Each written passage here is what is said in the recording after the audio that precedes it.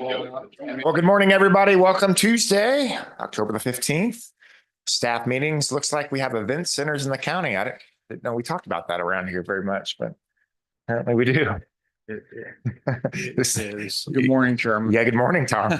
Well, the county is changing. We're urbanizing. We're getting more subdivisions out in the county. And so part of what Scott's going to talk about again today is event centers in the county. We'll get a little bit into Airbnb as well.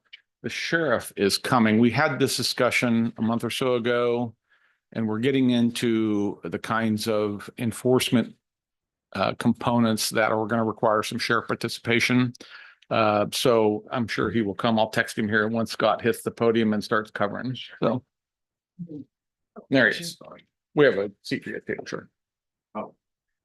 Morning. Morning.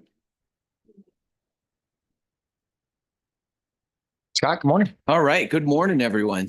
Thanks for having us here. All right. So we've talked about event centers at the last month's staff meeting. And so what I'd like to do is just give you a brief overview, just make sure that we're still on the correct course, reflect back some of the feedback that we received. And then I think that at that point, we can have a discussion then about some of the questions that were brought up at the last one, and that'll give an opportunity for the sheriff to weigh in as well. So if everyone's comfortable with that, off we go. So that's the purpose. We're going to check in with y'all again, collect more thoughts and feedback. And the way that we're going to do that is I'll go through the possible changes again, just do that real briefly. We'll talk about the feedback that we received at the last one, and then also talk about where we are in terms of the process. So possible changes. So there are three possible changes that we've talked about so far.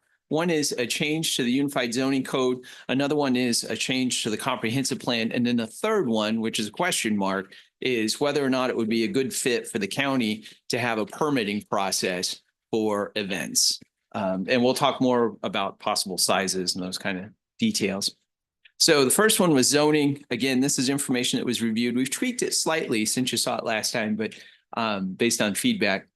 So one of the things that we've talked about there is a condition that the property owner must have 40 acres, not that it would all be one property. It could be a collection of properties, but that they would have 40 acres and contiguous property. That it would be a conditional use for an event center of any property size in RR, rural residential zoning, but that it would be allowed by right in any of the other districts listed there, but that a site plan would be required regardless. Also, we talked about setbacks. So there would be a required setback of 200 feet to the property line and then 300 feet from any existing residential dwellings. So, and that would apply to the ones that are existing at the time that the event center comes around, not to subsequent residential units or dwellings. So here's an example. We updated this since the last time just to give you an idea of 200 feet all the way around. And in this case, this is one property here that would be applying for an event center. And there's a residence here, so you can see the 300-foot buffer. In most cases, the dwelling units, in my experience, are not so close to the boundary. So you can see just a little bit of where the 300 feet extends beyond the 200. So, yes, sir. All right. It's 200 feet is what's proposed. Yes, sir. If there's a residence directly across, then it's 300. That's correct. 300 feet were from the nearest, from any dwelling unit. So if there was one up here on this property, for instance, there'd be another 300 line right in there. Yes, sir.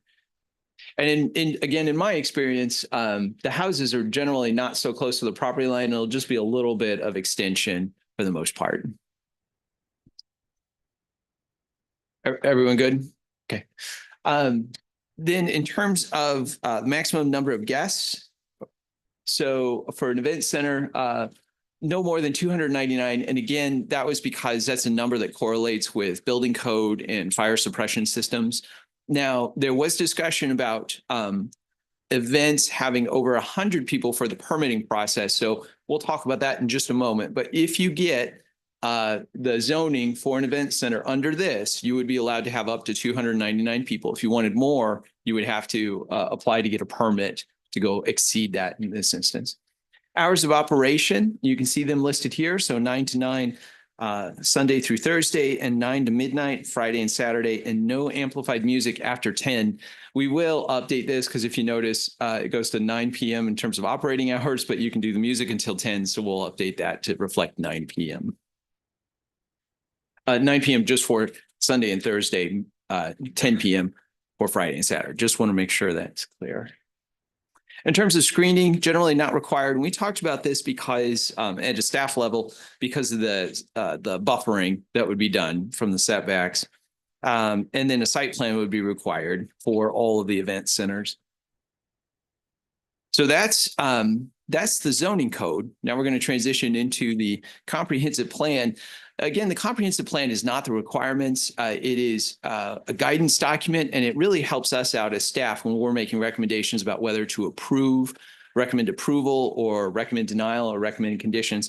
So we have this general statement that we've drafted that would go in a section of the comprehensive plan known as the locational guidelines. And so it simply states that rural event centers for public or private activities are discouraged near residential subdivisions and/or sensitive land uses, and should have restrictions that mitigate nuisance or hazard impacts on surrounding properties, and then give some examples. Now, a lot of this is very subjective. It's not, it's not quantified what makes up residential subdivisions. What does that mean? But this is enough to provide us with some background to indicate in the staff report whether or not we feel like one should be recommended for approval or not. And it gives members of the Planning Commission factors to consider as well. Again, nothing that would hold anyone to it. It's just recommendations and guidance in the comprehensive plan. A third feature that we've talked about is a permitting process and whether permitting would be a good fit for Sedgwick County. Just want to emphasize that this would be separate from the zoning code. It would likely be temporary. And at the last staff meeting, we had talked about possibly if it's over 100 people, if you're having an event that's over 100 people, that you would work to get a permit, that a permit would be required. And there are a number of factors to consider. And the thing that I would point out is it sounds like there is a similar permitting process or that's being considered for events at county facilities, county parks. And so that might make a good dovetail in terms of a springboard for this. So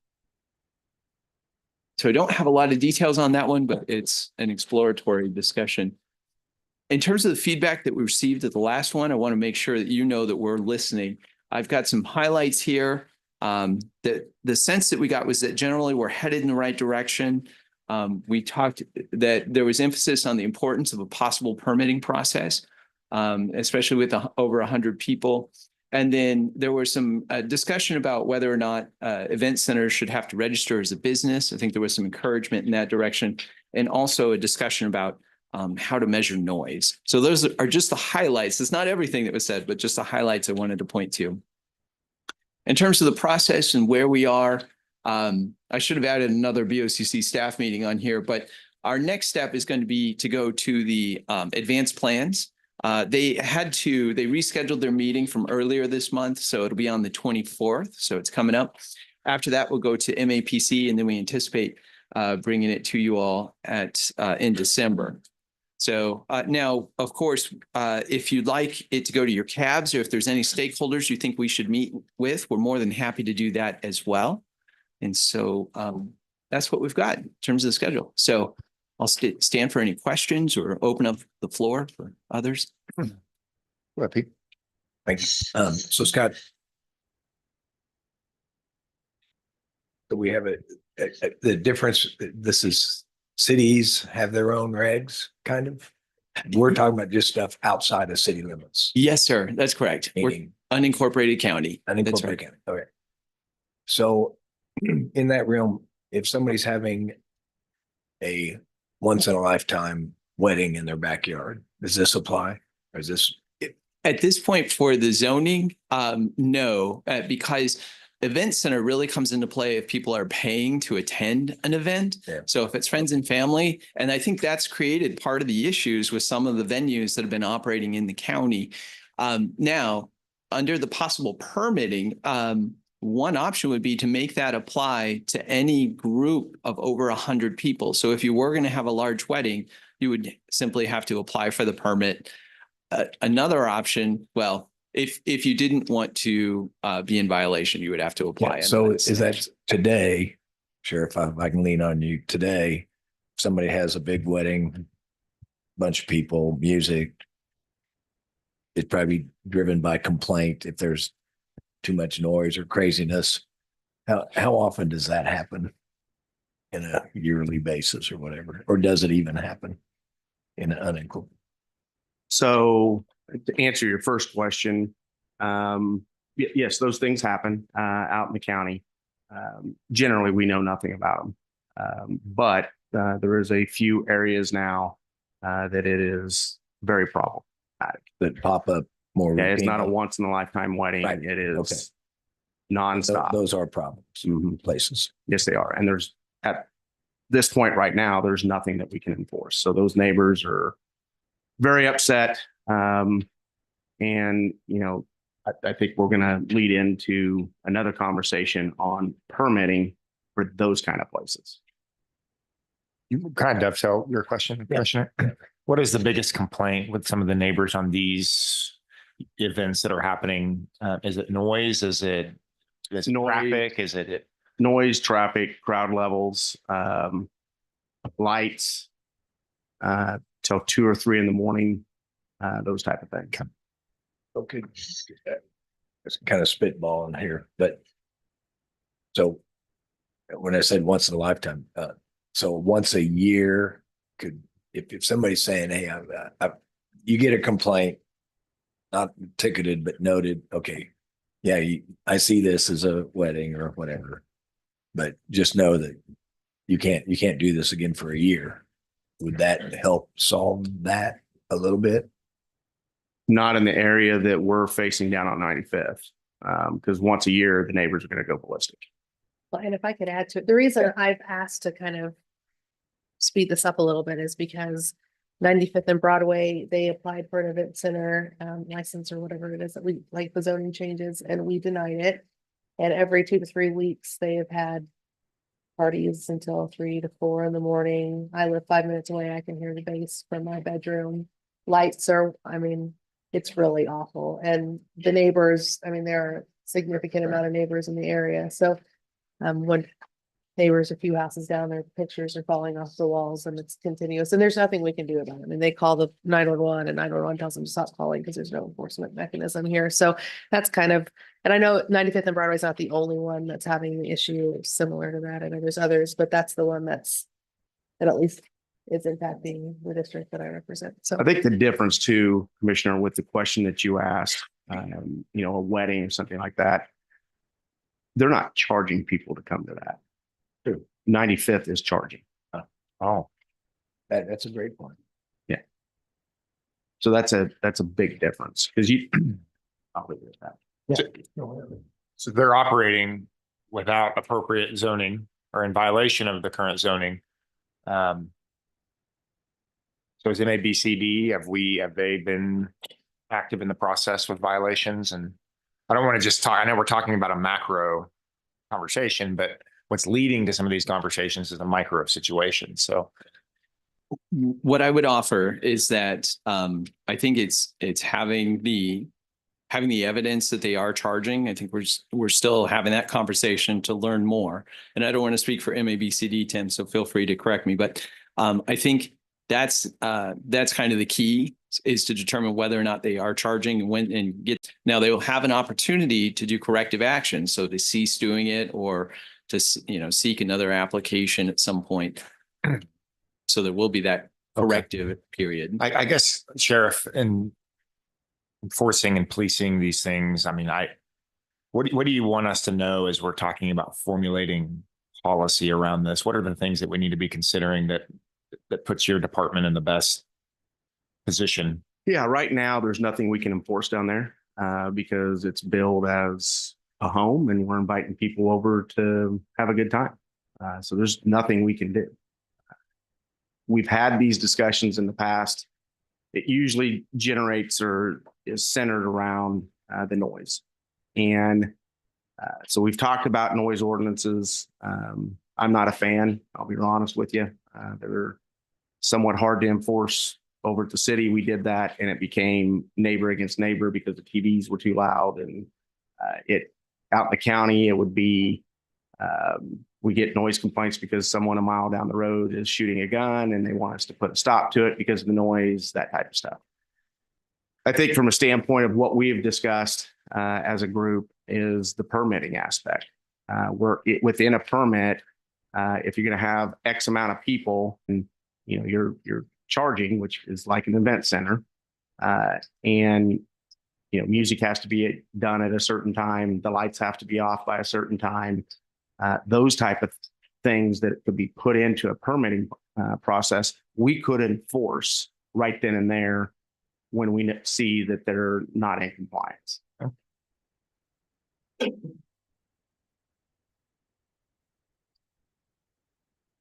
questions?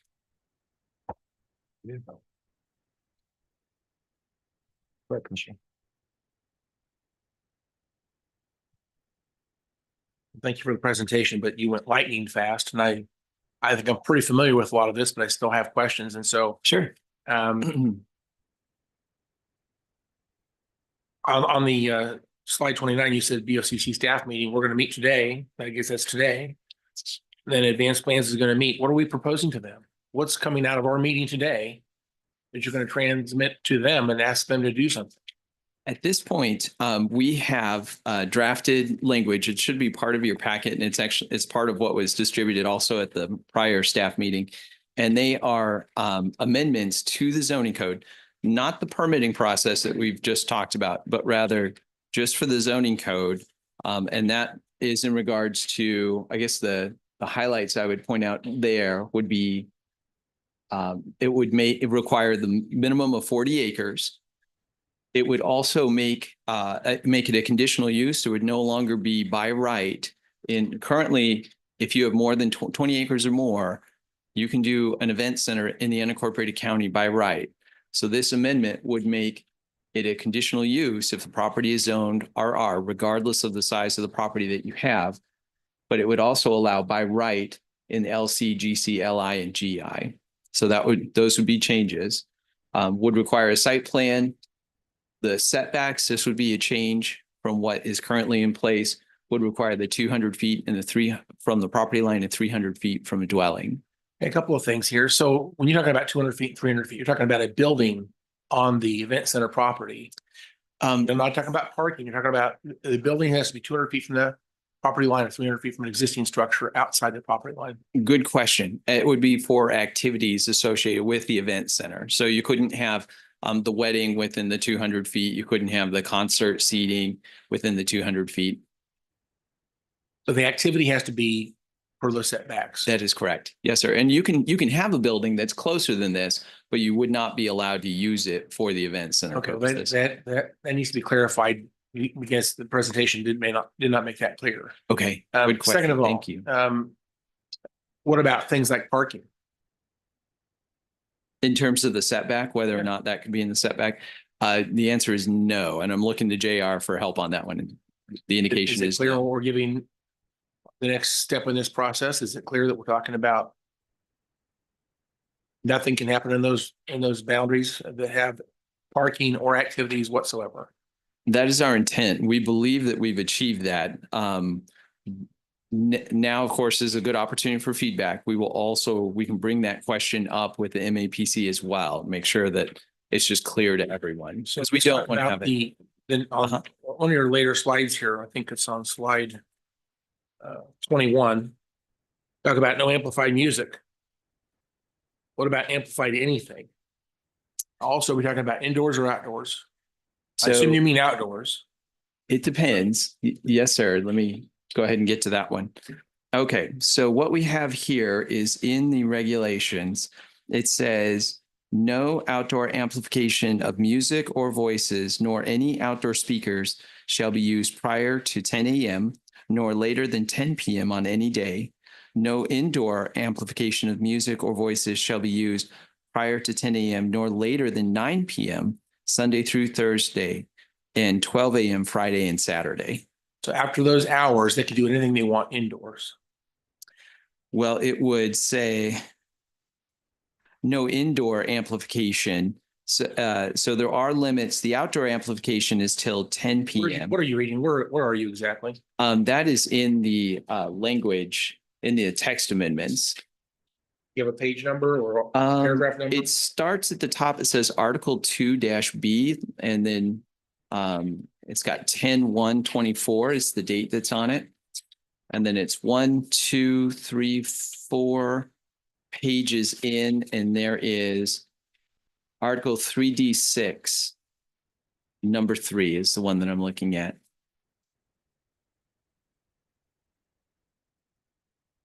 Oh, sorry, number 4. Thank you. Number 3 is the hours of operation. Number 4 is the amplification. Commissioner, while he's looking that up, can I ask a question? So there's regulations on indoor amplified music till what time? Can you clarify again? Yes, sir.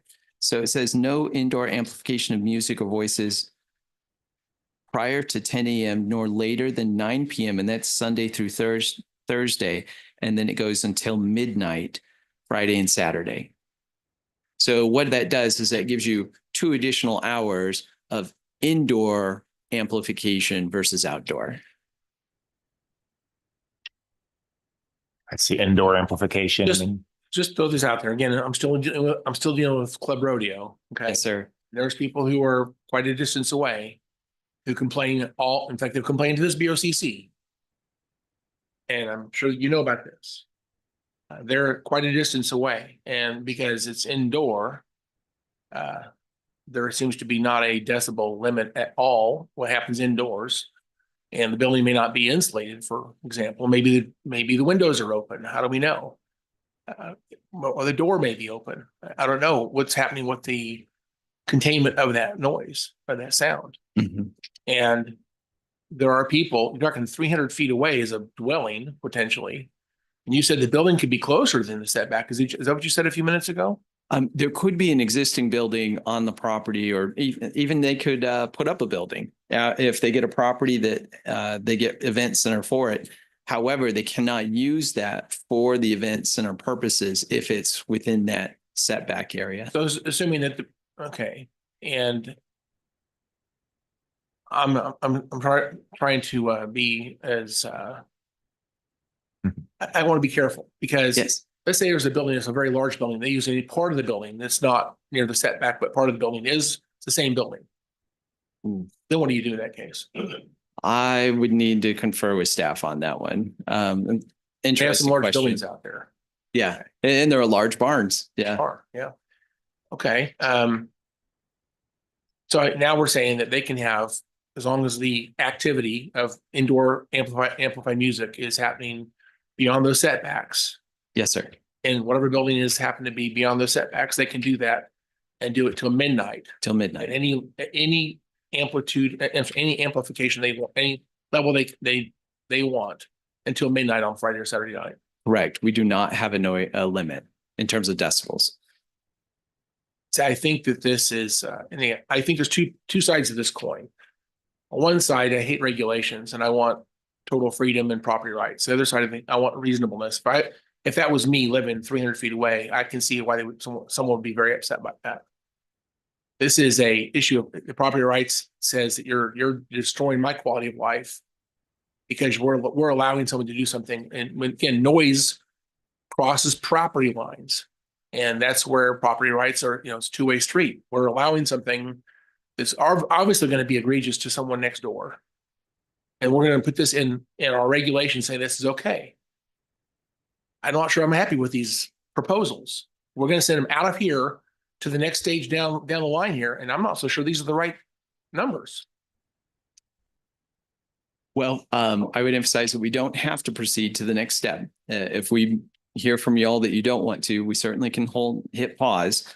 And what I do hear, Commissioner Howell, is that you've got concerns about that the noise levels, even if it is indoors, could still be at such a level that it could still cause issues for neighbors, That's right. even with the time limit. Sure. Yeah.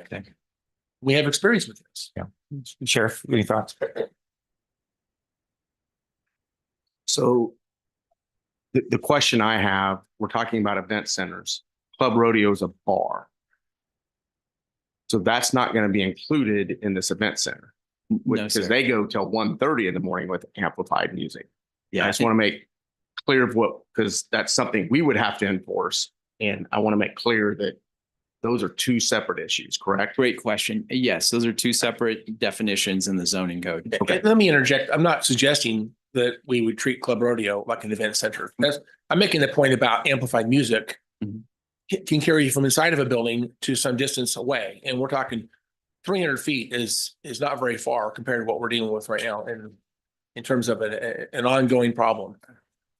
Another option would be if you wanted to increase the distance of the setback from any existing dwelling units, we could certainly do that as well.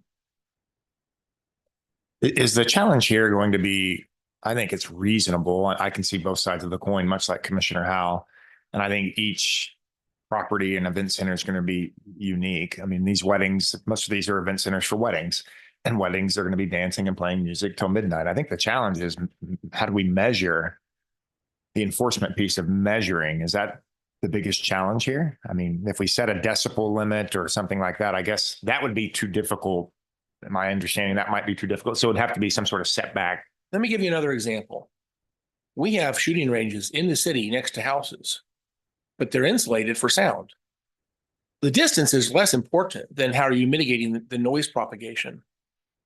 I think that there again gets to the issue of measuring the sound level. I know we don't want to do it, but I think that kind of solves the problem somewhat, because if you had a very small setbacks, but they did a lot of work to mitigate the sound propagation, then I don't have a problem. But on the flip side of that, if they move it to 500 feet and they have, paper thin walls and they're putting out, concert level amplification, Mhm. then it's not going to work even at 500 feet. Well, and maybe to that point, maybe an option would be to have the applicants submit information from an engineer indicating that they have mitigated during their construction or rehabilitation of a structure, they've mitigated the noise impact of interior noise to the exterior. I don't have what those measurements would be, but there is HUD guidance that I've worked with in the past that might provide some information. Or maybe what we do is we simply leave it to them to have their engineering staff present us with the information to say they're not going to be an issue. Well, I'll just say this. I've been working on this. This has come to us, I think, 3 or 4 times, different times for different reasons. Mm-hmm. Some cases have come to us. We talked about it in those situations. It's been in the workshop here a couple times. We've not made progress, in my opinion. The way we're presenting this right now is not the right answer. And I want to solve the problem on 95th Street. I get that we need to solve that, but I don't think this is the right proposal. And I think we need to go back. And again, this first time I've seen this is today, and you literally went through this in 15 minutes. And here we are ready to go, plod forward. Regulations should be careful. And I don't think this is the right solution to the problem. So I'm not ready to move forward, guys. I'm sorry. Respectfully, I think Sheriff identified, we're talking about 2 different things. We want to have another workshop about indoor noise in general. That's different from event center regulations we're talking about. So I'm okay with getting feedback and moving forward based on, I don't have problems in my district, but I think others have problems with event centers, and probably some kind of discipline that can always be changed around event centers is worthy of going forward for feedback. Is how I feel. And the issue about a commercially viable operation that's licensed and nightclub and whatever else, that's a whole different thing. I know that there's bars in the areas out there that they play music, and that noise factor is a whole different thing from my perspective. So Commissioner Howell brought up Another point on the decimal level. If we just do a noise ordinance with the decimal level, that's the problematic part. And I don't know where JR and Kelly stand with it. But the fact of the matter is, if we write in some type of decimal level, could we measure that in those neighborhoods and say, you're over that decimal level for event centers, and go in there and tell them to get it down so that we could measure again to say, that's the level you have to stay at? Because this is I understand all the arguments or not arguments, but discussion on this. And that's something that I think could be added that does not cause us to get in that realm with neighbors fighting each other over noise, because it's written into the event center zoning area. But I don't know where JR and Kelly stand on that, though. And that would be someone that the sheriff's office, a deputy would be doing the measurement? Is that what? Yeah, we could do that. And in all actuality, on event centers, would that knock down the amount of complaints that we're getting throughout the night? Yes, it would. And I've offered this as a solution. Again, I don't want to get into the, in forcing our sheriff's deputies to go get training on how to measure decibels, but it is a solution. We can have a certified decibel meter that's available for these types of complaints and provide training. Again, it records very objectively what's happening. And there are some settings you have to know what you're doing. I've done that. I did sound level engineering and testing and analysis in my prior job. So I'm a little bit familiar with this, and it can be done. And again, I don't suggest a county-wide sound ordinance and I think that's the wrong way to go. But for event centers specifically, I think it's reasonable to be able to say at the property line, you can measure what's happening and you can determine whether someone's violating a objective threshold to say that they're too loud. They've got to tone it down, because that's a very simple and objective scientific way to solve this problem. But only for event centers. Thank you. So, and one thing that I would offer too is just that these are not mutually exclusive. You could increase the setback distance. You could insert a decibel level for event centers. And you could also require information from the applicant on noise attenuation for the structure. So there's a variety of options. Go back to the minimum of 40 acres. So we're moving it from 20 acres to 40 acres by right. And we're eliminating by right for rural residential. Yes, sir. Altogether eliminating. It Altogether. will always be a conditional use. That's right. And some explanation behind that is that it would require 40 acres for all of them. Every property that wants to come in for event center would have to have 40 acres. And again, it doesn't have to be just one property. It could be multiple properties. The reason why one of the reasons why staff are suggesting that out of the gate is because we've seen a lot of event centers come in and come to you that are controversial in our mind, because they are a small property in the midst of a residential development. And so having that 40 acres is an attempt to make sure that it's a sizable property that's out by itself, as opposed to being one of those subdivisions.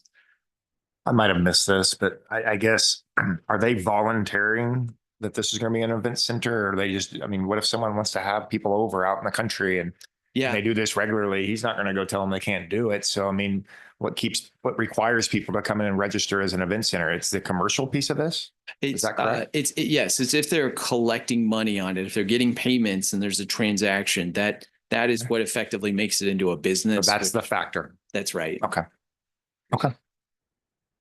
So from here, you're going to go to advanced plans. Do you need anything from us outside of the conversations today, or does this give advanced plans kind of some framework to work with? I think this is really helpful. This gives us, the questions to bring up with advanced plans and get their perspective on it. And also, just as Commissioner Howell indicated, have them look at the code and make sure that it makes sense to everybody. It's a great opportunity to get 7 more people who are familiar with zoning at a certain level to review it. Do you want to add another staff meeting in between advanced plans and the BOCC in December? Or do you think that would be helpful to kind of set this, or Tom, what do you think? Yeah, that'd be great. I'm just looking at your time frame here. I think maybe get some feedback and come to us in a staff meeting before we try to go prime time and pass something? Yeah. Yeah. Would you, in terms of the schedule, would you like to see that before it goes to BOCC or before it goes to the full MAPC, do you think? Either one Oh, works. in my view, I think after MAPC would be fine with me. Okay. I'm fine either way. I just would like, I think we need one more shot of discussion before we go Yeah. making motions. Yeah, I think that would be great because we've got a lot of options. Now it gives us an opportunity to explore which ones might be a good fit and then bounce that off of you to get. Yeah, I think we ideas. give advanced plans and MAPC a shot of some of the stuff, and then we can see a more polished product. Okay. Yeah. You good? You good with that? Okay. We've got two. Could we more go items. to, Yeah. Commissioner Meitzner has could we go to short-term rentals? Could we do that one next? You betcha. Okay. And honestly, for this one, I will just jump to the chase on this one is that, we did the review with you and I'm more than happy to go through that. We heard feedback that was really questions about, tax policy. And so I'll highlight that. Again, we reached out to the appraiser's office, but I'm sorry to say it was just yesterday and just this morning. So I know that they had a 9 o'clock, so I'm sorry that they had a conflict. So I don't have a ton of differences on that, but I'll review this. Again, the feedback that we got was that it sounded like we were headed on the right direction. And, but we'll look to see if you got any other thoughts today or idea questions. So short-term rentals in the county, we're going to check in, get your feedback. And we'll go through the issue, the background, the possible regulations. In terms of the issue, so right now in the unincorporated county, in most instances, it's a violation of the zoning code to operate a short-term rental in the county. So that's what we're trying to resolve. And that's essentially for any stays under 7 days. So we know that this is an issue both nationwide and globally. Lots of communities are wrestling with, are short-term rentals a good fit? And if so, how? We know that the city of Wichita adopted changes in 2023 just because of this issue. So in terms of background, there's been staff meetings. We've done some research on it. How they're defined, it's what you would expect is a furnished dwelling unit that is provided for rent, commonly on the internet. So Airbnb, VRBO, that's what we're talking about. Here's some examples of some interesting ones, not necessarily in Sedgwick County, but not necessarily outside of it. So in terms of possible regulations, what we have drafted up would be to add a short-term rental in the county as a definition in the zoning code, that it would require an administrative permit or a conditional use, and that the administrative permit or a conditional use would have to be renewed every 5 years. And again, the reason for that is because at the city level, they have a licensing process and it's one and done for zoning, but for the county, because there's a possibility of things changing in development and we're not sure that it could be the right fit long-term, that gives us a chance to review that every 5 years. You could do it as a primary use on a property. You can do it as an accessory use. So it could be with a house or with something else. You can do it as it would only be allowed in a residential dwelling unit or accessory apartment, and you couldn't do it in an RV. I know the Airstreams are really cool, but unfortunately not there. So the owner operator, they must have someone who's designated for it, who can lives within 30 miles, be available, and that the contact information would be posted. So if there's any issues. That there would be no gatherings of more than 20 adults allowed at these. And that if they want to go above that, they can always apply for a conditional use and go through the process for that. Subject to inspection, has to adhere to any codes and regulations. And then it's got to be short-term rental. It's got to be for what it's intended for a short-term rental. You can't go out there and open an industry or something there. And that you got to provide trash service and you got to be in compliance again with all the codes. So one thing that's new here is, and this is not new since you saw it, but new to the county, except for cell towers, but we won't talk about those today because, yeah, too many controversial things in one meeting. So administrative permit, that's brought up because that's really a streamlined process for zoning approval. And so how it would work is that there's an application is made, that notification letters will go out to owners of abutting and contiguous property. And I'll describe that in just a moment with some graphics. There'd be a 14-day protest period.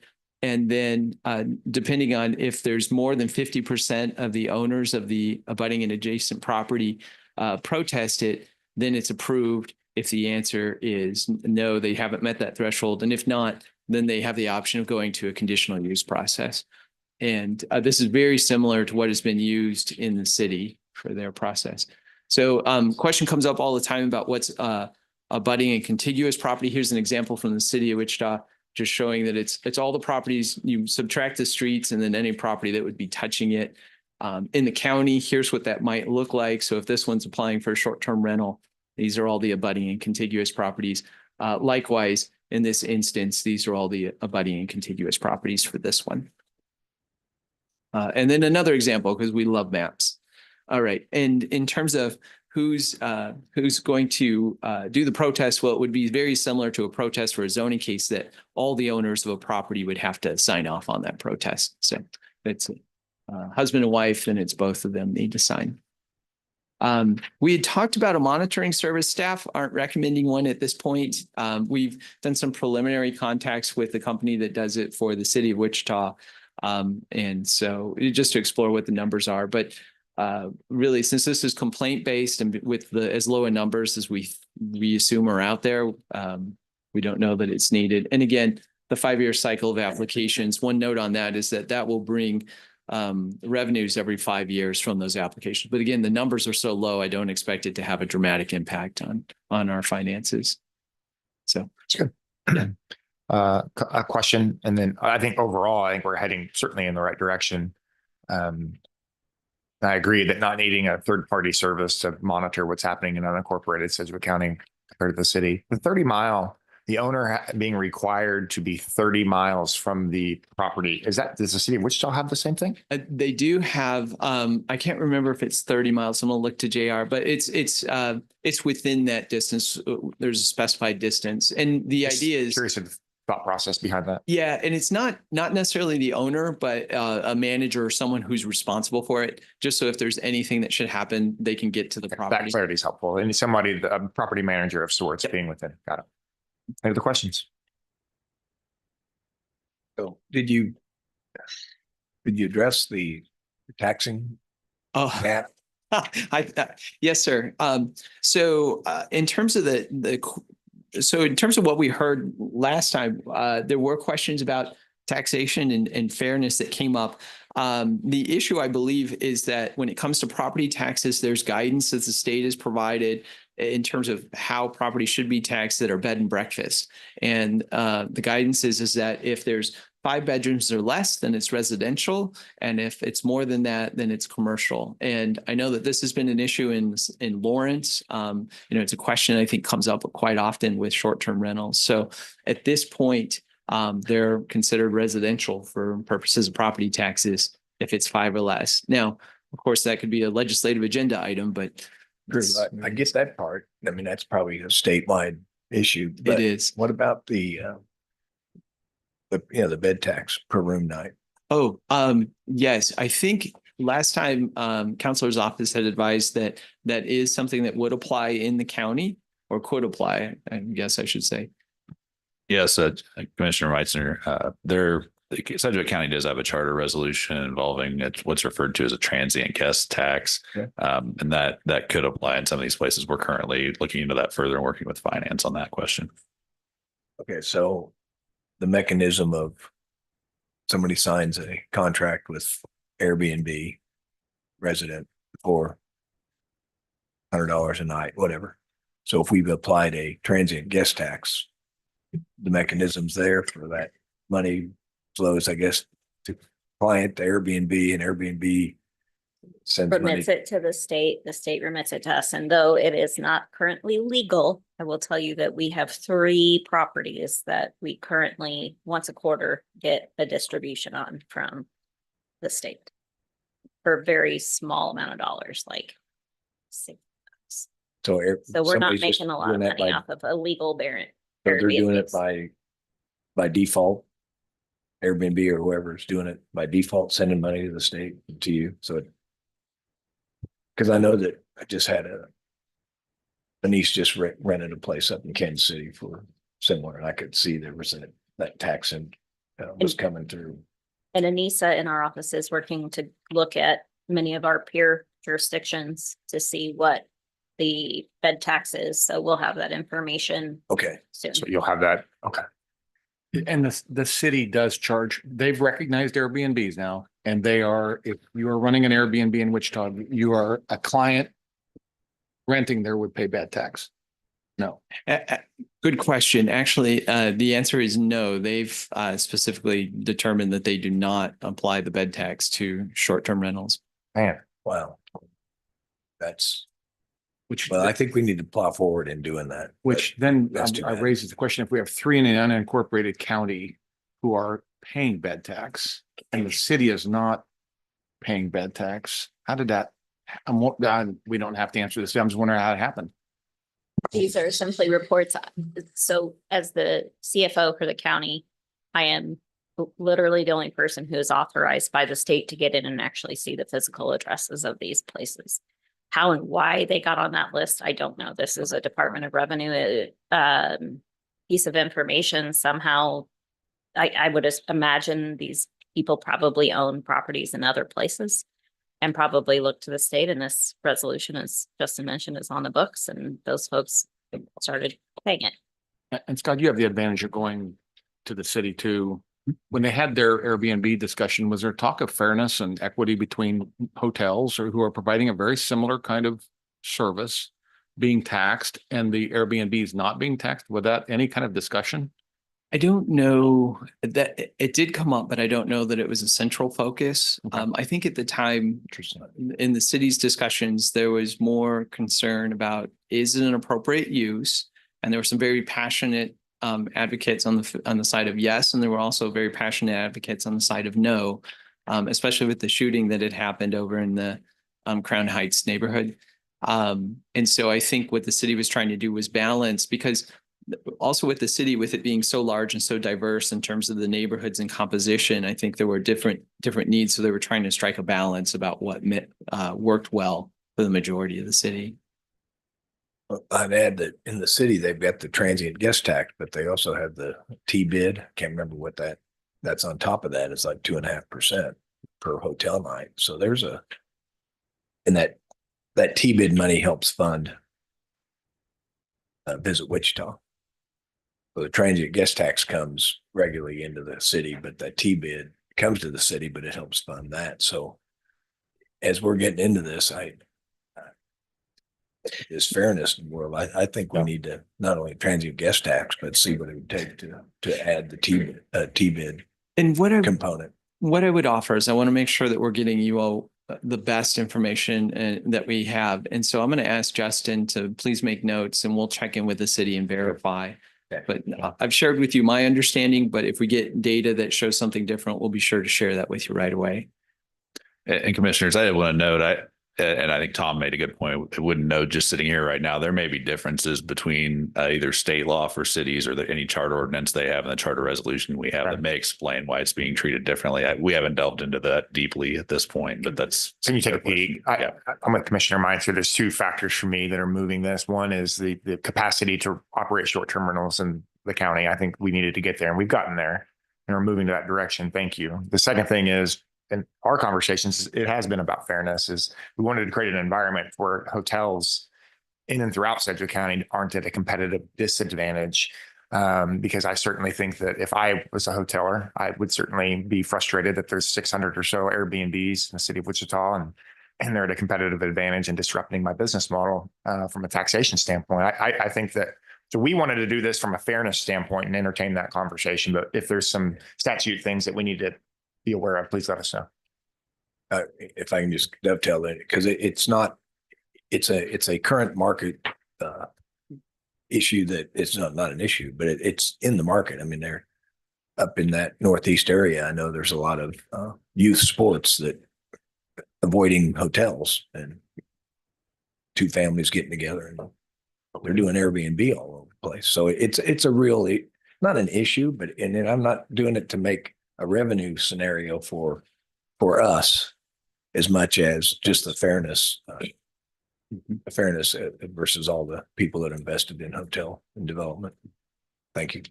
Very good. Thanks, Scott. Any questions? We good here? Okay.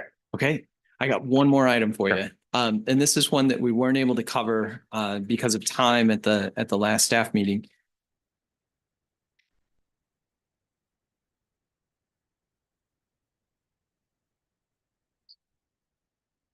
So oops. So we've heard from commissioners about the need for signs. You're doing fine. There we go.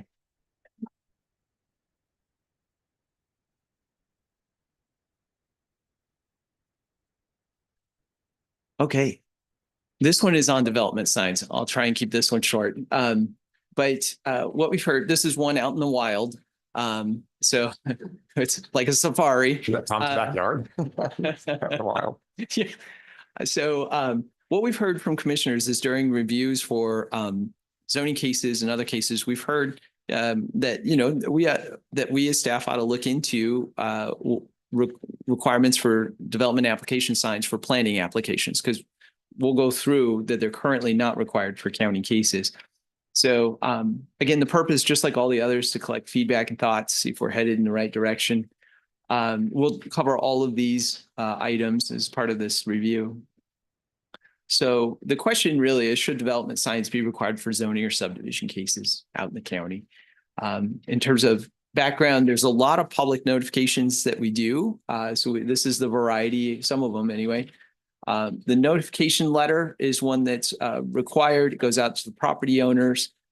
There's a published notice that's required by state statute. It's put into the paper for the county, and then again, required by state statute. We put information up on our webpage so they can search for the agendas for the MAPC meetings to see what's up and coming. We also have a webpage that's got a map that people can click on, cases and locations. And then there's also Hanson. So if folks know the address or of the property, they can look it up and see what the schedule is for meetings and hearings. We also have the county uses OnBase. At the city, they use Laserfish, and there's a repository of documents in PDF form available through that system as well. And then we also do email distributions that complimentary, they're not required. Folks can sign up for those. We send out the agendas, or if they have specific questions about a case, we can sign up for an individual case. So that brings us back to signs. I wanted to give you a picture of all the notice that we do. So currently it's an MAPC policy, and it only applies to the city cases. It doesn't apply to county cases. It's for 13 days. We do charge a fee for signs, $5. I think that goes up if the printing costs go up. So, and then the enforcement is through MAPC because it's their own policy. They can defer a case. They can require that they do additional public notice, or at least request that they do. But that's really primarily the enforcement that they have. So, because we will get neighbors who will come in and say, well, the sign was only up for so many days, or whatever happened to it, wasn't in a visible spot. And those are all questions that go to the MAPC. Currently, what we do is we put it in our application. So if you come in for an application to apply for something at the planning department, you'll see it listed as one of the conditions, one of the factors. We have a guidance sheet that tells you, what you're supposed to use, where it's supposed to go. And then we have the original policy, and I think the dates go back to like 1983 on this. So that's what's in effect. And again, it's just for the city. We've also looked at what other cities have done. I don't want to spend too much time on it, because I think really the question is whether or not the county does want development application signs.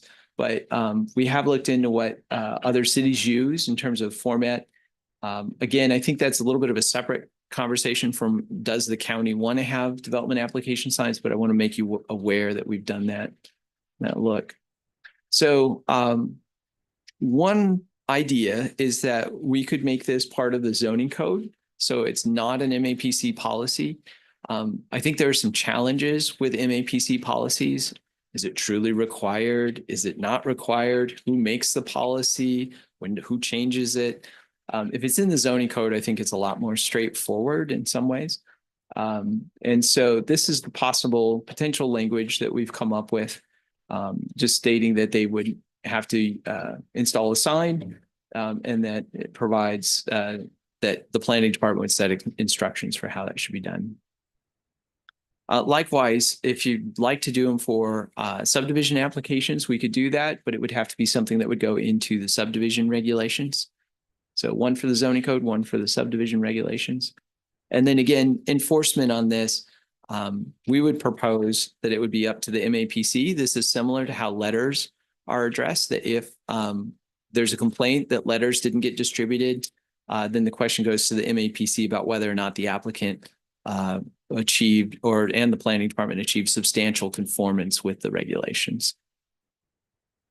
So the planning department would do the sign standards in terms of location, posting, and posting time. We've got the documentation for that already. So in terms of the review process, again, the similar track to the others. If you're comfortable with what we've got drafted here, if not, we can certainly change course. Just want to check in with you on it. So with that, I'll stop and see if there's any questions or comments. Well, thank you for the presentation. I, for one, would be interested in doing more notification by signs. I think that these other tools, although they're nice to have, if you don't know to go look for them, you don't see them. So even the notification in the paper or anything online, and I think email is unreliable. We're not sure we have the correct email address. They may not respond. And how do you know you've notified all the right people? They may not live in the area any longer. I mean, there's a lot of questions about email that I don't think is a form of communication I would rely on. I can tell you that what's frustrating to me is when we have some of these cases go forward and people say, I never knew. And we say, well, we didn't have we did all of our normal things, but we didn't put up a sign. Mm-hmm. And to me, that's the one thing that we're missing. I will complain a little about the signs a little bit because they are basically yard, this is political season. You've seen yard signs, very small. It's essentially that size. They're hard to read. And they always place them parallel to the road. I don't know why they do that. That's, in my opinion, is a huge error. You should place them perpendicular to the main traffic. It should be larger signs. And I think we should put them in all cases where we have, I think all of these cases should require a sign. So that's my preference. Thank you. Thank you. Okay, other thoughts? I would agree that I do like the sign idea just because I know we had something across the street from there were duplexes and those are all rented. So those people who lived in the area didn't actually receive the letters. And so I do think that's really helpful for anybody who's renting to also be able to have the same opportunity to see that this is coming. Good point.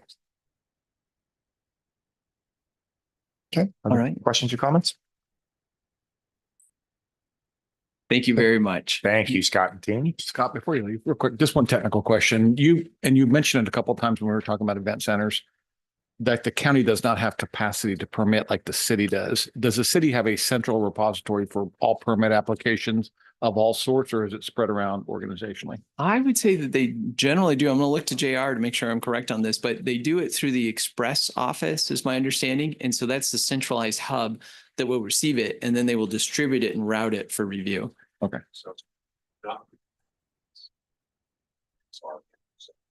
Okay, so community events are different. They have a different process than that. Okay. All right, I think that's it. Tom, anything else? Kelly Arnold's here, kind of clerk, you good? County Sheriff, you good? Okay, very good. Thank you guys. Appreciate the feedback. Thank you. See you tomorrow.